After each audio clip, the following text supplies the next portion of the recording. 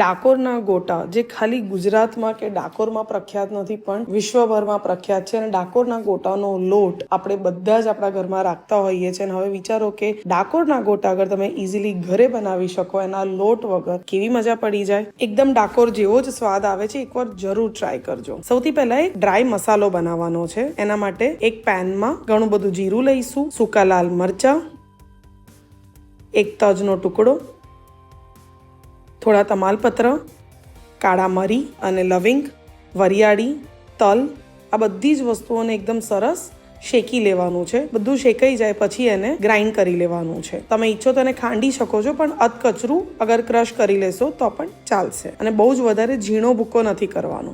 હવે આ બધી જ વસ્તુઓને એક વાટકામાં કાઢીને પછી બીજી બાજુ મેં ચણાની દાળ લીધી છે અને ચણાની દાળને પણ મિક્સરમાં ક્રશ કરી લેવાની છે. એકદમ કકરો લોટ જેવું ટેક્સચર આવે એવી થાય ત્યાં સુધી એને ક્રશ કરવાની છે. અને બસ પછી આપણે જે મસાલો બનાવ્યો એની અંદર ચણાની દાળને એડ કરીશું. હવે એમાં ઘણા બધા લીલા મરચા, આદુ, થોડા કાળા મરી અધકચરા ક્રશ કરેલા, થોડી ખાંડ, અધકચરા ક્રશ કરેલા સૂકા ધાણા, મીઠું, ઘણી બધી ફ્રેશ મેથી. અગર ફ્રેશ મેથી ના હોય તો કસૂરી મેથી પણ લઈ શકો છો. બસ હવે આ બધી જ વસ્તુઓને એકદમ સરસ રીતે મિક્સ કરી લેવાનું છે. અને ડાકોરના ગોટાનો લોટ જે હોય છે એ દૂધથી બાંધવામાં આવે છે, એટલે આની અંદર દૂધ નાખતા જઈશું અને મિક્સ કરતા જઈશું.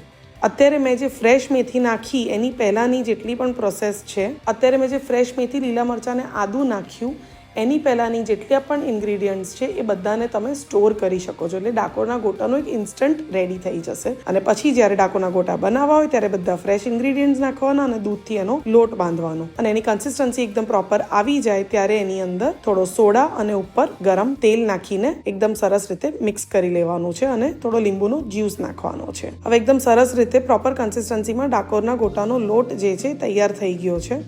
હવે એને એકદમ ગરમ તેલમાં તળી લઈશું. કેટલું ઇઝી હતું ને ડાકોરના ગોટા ઘરે બનાવવું.